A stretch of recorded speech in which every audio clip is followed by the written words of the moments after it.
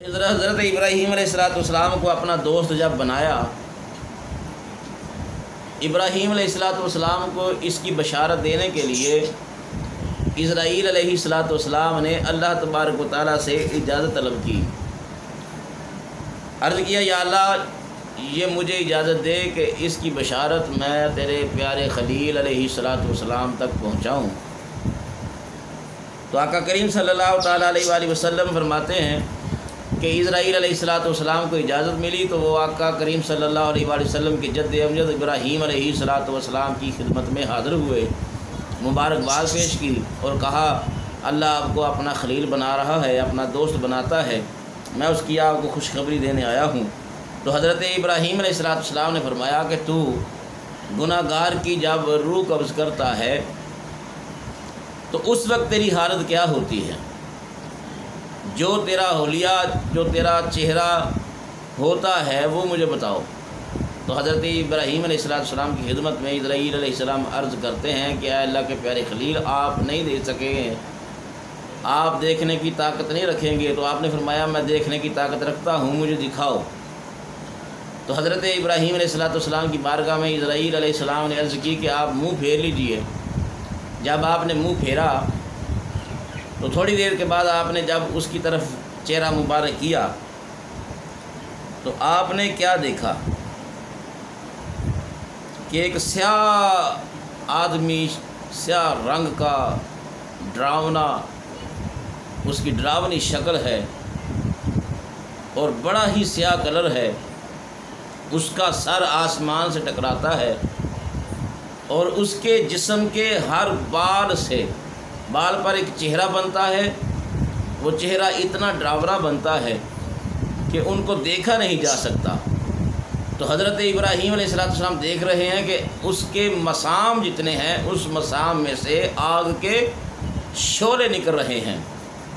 یہ کافر کی روح قبض کرنے کے وقت آپ کا یہ حلیہ ہوتا ہے، یہ شکل ہوتی ہے کہ حضرت ابراہیم علیہ السلام نے دیکھا کہ ہر بال کے برابر جتنے بال ہیں اتنے منہ نظر آ رہے ہیں، چہرے نظر آ رہے ہیں اور اتنے بھیانک چہرے ہیں۔ تو پھر جتنے مسام ہیں آپ کے مساموں سے آگ کے شعلے نکل رہے ہیں۔ یہ دیکھ کر آپ پر غشی طاری ہو گئی، آپ بے ہوش ہو گئے۔ تو آپ کو کچھ افاقہ ہوا تو ملک الموت اس آپ کے افاقہ ہونے سے پہلے ہی اصل حالت میں آ چکے تھے۔ تو آپ نے فرمایا کہ اے ملک الموت، اگر کافر کو دنیا میں کوئی اور رنج و مصیبت نہ ہو تو صرف تیری اس صورت کو دیکھ لے، تیری اس صورت کا دیکھنا اس کے لیے باعث رنج و نحس ہے۔ پھر فرمایا کہ اب بتا مومن کی روح کس شکل میں تو قبض کرتا ہے؟ تو آپ نے عرض کی کہ آپ چہرہ پھیر لیجئے، منہ پھیر لیجئے۔ تو حضرت ابراہیم علیہ السلام نے منہ پھیر لیا۔ تھوڑی دیر کے بعد جب آپ نے دیکھا تو وہ ملک الموت اتنا خوبصورت جوان کی صورت میں سامنے نظر آیا، اور آپ نے جب اتنا خوبصورت پایا تو جو سفید اور معطر لباس پہنے ہوئے تھا، آپ فرماتے ہیں میں نے دیکھا کہ وہ اتنا خوبصورت ہے، اتنا پیارا ہے، اور اس نے لباس سفید کلر کا پہنا ہوا ہے اور معطر اس کے پاس اتنی خوشبو آ رہی تھی کہ آپ یہ دیکھ کر آپ نے فرمایا کہ اے ملک الموت، اگر مسلمان کو مرنے کے وقت دوسرا کوئی عیش و آرام نہ ہو تو تیری صورت کو دیکھ لینا اس کے لیے کافی ہے۔ تو اسی طرح حاکم نے ابو ہریرہ رضی اللہ تعالیٰ عنہ سے روایت کیا ہے کہ حضور نبی اکرم نور مجسم رحمت عالم صلی اللہ تعالیٰ علیہ وآلہ وسلم کا ارشاد گرامی ہے کہ ملک الموت پہلے زمانے میں ظاہر شکل میں لوگوں کے پاس آتا تھا، لیکن جب موسیٰ علیہ السلام کے پاس روح قبض کرنے کے لیے آیا تو آپ نے تھپڑ رسید کیا۔ جس شکل میں وہ آیا وہ اپنی اصل صورت میں آیا تھا، کیونکہ اس کو حکم ہے کافر کے پاس جانا ہے تو اس حالت میں جانا ہے مومن کے پاس جانا ہے تو اس حالت میں جانا ہے۔ اس سے پہلے موسیٰ کلیم اللہ علیہ السلام کی خدمت میں جب آپ آئے تو آپ نے تھپڑ رسید کیا، اسرائیل کی آنکھ نکل گئی، اللہ کی بارگاہ میں گئے، یا اللہ جس بندے کی بارگاہ میں تو نے مجھے بھیجا ہے اس نے یہ کام کیا ہے، وہ تو مرنا ہی نہیں چاہتا، اس نے مجھے تھپڑ لگایا ہے۔ تو اللہ نے فرمایا جاؤ اس سے کہو کہ اے پیارے کلیم اللہ، ایک بیل پر ہاتھ پھیرو، جتنے اس بیل کے بال تمہارے ہاتھ کے نیچے آئیں گے اتنی ہی آپ کی عمر بڑھ جائے گی۔ جب اسرائیل علیہ السلام نے عرض کی تو آپ نے فرمایا اس کے بعد کیا ہوگا؟ تو عرض کی جی پھر موت ہی ہے، موت ہی آئے گی۔ تو حضرت موسیٰ کلیم اللہ علیہ السلام نے فرمایا تو جب پھر بھی مرنا ہی ہے تو پھر اس زندگی سے اتنے سال زندگی بڑھانے کا مقصد کیا ہے؟ تو فرمایا اس سے بہتر ہے کہ میں اللہ کی بارگاہ میں پہنچ جاؤں۔ دوستان محترم، آپ نے فرمایا آخر موت ہی ہے تو ابھی مالک حقیقی سے ملنے کے لیے میں تیار ہوں۔ اس پر حضرت ملک الموت نے آپ کی روح قبض کی اور اللہ تعالیٰ نے اس کی آنکھ واپس لوٹا دی۔ اس کے بعد اب ملک الموت لوگوں کے پاس پوشیدہ آتا ہے، اسی شکل میں نہیں آتا۔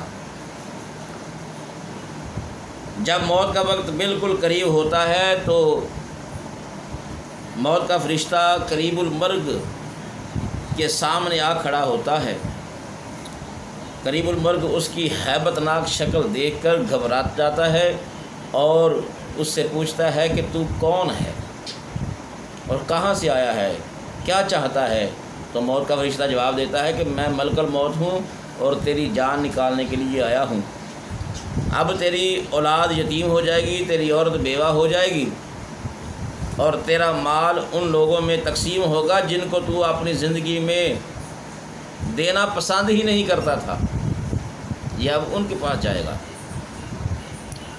تو نے اپنے لیے کوئی نیکی نہیں کی جسے ساتھ جانا ہے۔ فرمایا نیکی ہے جو ساتھ جائے گی، مال و دولت ساتھ نہیں جائے گا، یہ ان لوگوں میں بٹے گا جن کو تو دینا پسند ہی نہیں کرتا تھا۔